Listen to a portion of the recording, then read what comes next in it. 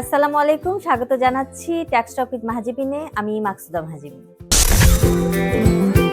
আপনি কি নতুন ট্যাক্স পেয়ার?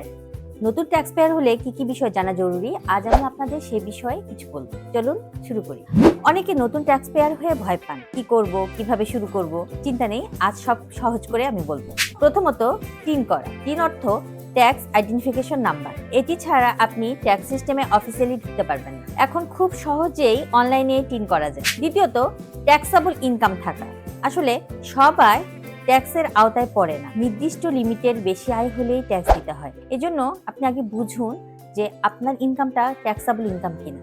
তৃতীয়ত, ট্যাক্স রিটার্ন জমা দেয়া। নতুনদের জন্য সবচেয়ে গুরুত্বপূর্ণ বিষয় হলো ট্যাক্স রিটার্ন জমা দেয়া। ট্যাক্সের ক্ষেত্রে নিয়ম হচ্ছে বছরে একবার ট্যাক্স রিটার্ন জমা দেয়া। এক্ষেত্রে যদি আয় কম থাকে এবং আপনার টিন সার্টিফিকেট থাকলে অবশ্যই আপনাকে রিটার্ন সাবমিট করতে হবে।